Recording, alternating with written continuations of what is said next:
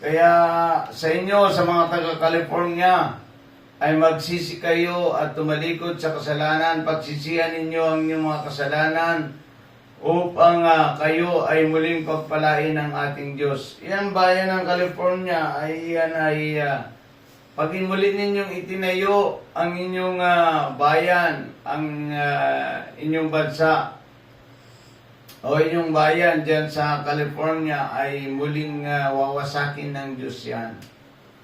Sapagkat wala akong narinig sa inyo kahit kayo ay pinarusahan ng Diyos. Wala akong narinig sa inyo sa pangalan ni Jesus na magpupuri sa inyo at magpapasalamat sa Diyos. Kaya sa inyo po, sinasabi ko sa inyo, 50-50 lamang ang pinatikim sa inyo ng Diyos. Baka diyan sa California kasi mayroong mananampalataya. Kaya hindi sila inubos.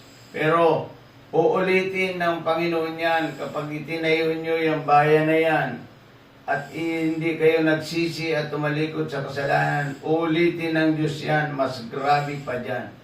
Sapagkat sabi dito, sino mang lumalaban sa ating Diyos ay parang sumipa sa matulis. Para kang sumipa, halimbawa, sisipa ka. Mayroong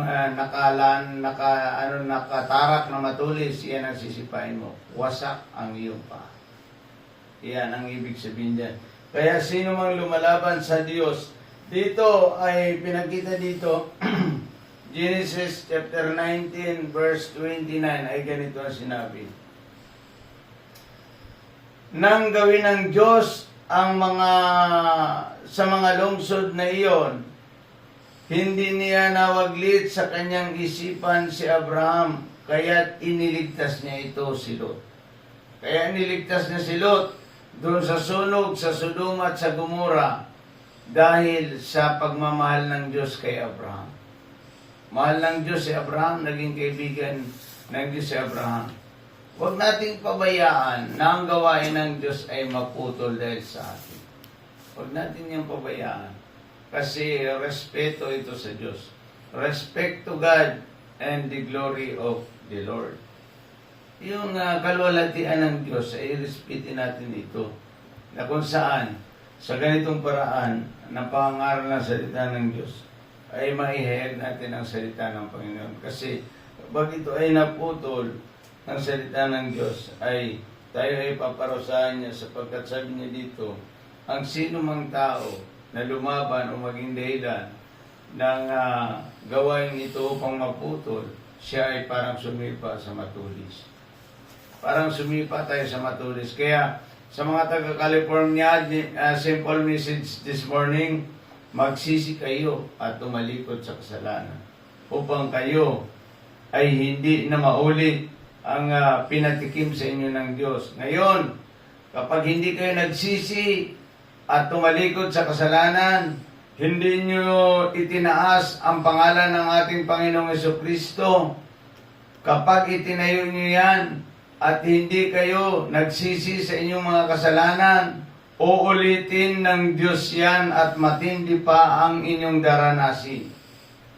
Kaya magsisi kayo at tumalikod sa kasalanan. Hindi lang sa mga California, sa lahat ng mga tao, kailangan nating magsisi at tumalikod sa kasalanan upang tayo ay hindi maparusahan ng Panginoon.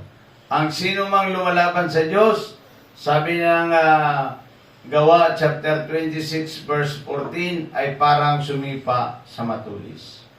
Ang sino man lumalaban sa Diyos ay parang sumipa sa matulis. Nakita niyo po ba yung pangyayari sa California?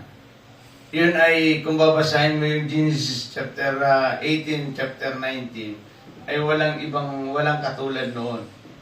Kasi ang sunog ay pangkalahatan. Amen. Pangkalahatan, hindi ito gawa ng tao. Ito ay gawa ng Diyos. Kaya nga walang magawa ang mga bumbiro. Hindi nila mapatay-patay sapagkat ito ay gawa ng Diyos. Hindi ito pangyayari sa isang aksidente, hindi. Kasi ang gagawin ng Diyos dito sa inyo ay sa pagtuya nyo sa Panginoon o sa paglalait nyo sa Diyos ay ipinapakita ng Diyos na hindi siya basta-basta. Sasabihin nyo pa na walang Diyos at hindi kami naniniwala sa Diyos. At sasabihin nyo, itong Diyos ang gumawa ng langit at ang lupa ay wala, no comment kami, no comment. Wala yan, ibig sabihin. Pag ganyan ang ginawa nyo sa susunod, mas matindi pa ang inyong kakasabihin.